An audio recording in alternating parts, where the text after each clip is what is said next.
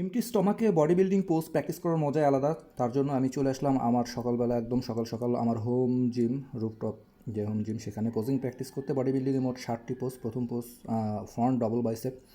তো দীর্ঘ অনেক দিন পর পোজিং প্র্যাকটিস করছি, ভালোই লাগছে।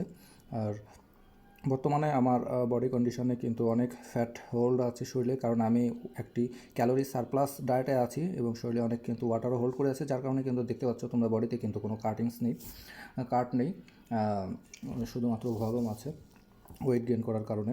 এবং আরও কিছু ওয়েট গেইন করার আমার চিন্তাভাবনা আছে। তো এর পরবর্তীতে আমি কাটিং সেশনে যাব।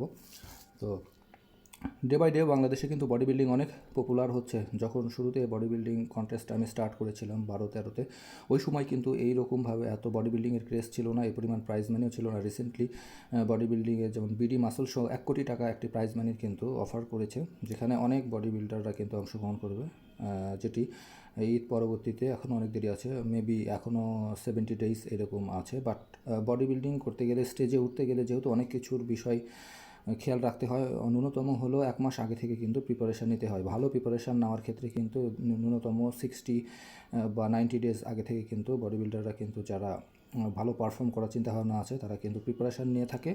আর এই পোজিংয়ের মাধ্যমে এবং body definition, muscle quality, hold সব কিছু মিলেই কিন্তু মার্ক করা হয়ে থাকে বডি বিল্ডিং শোতে।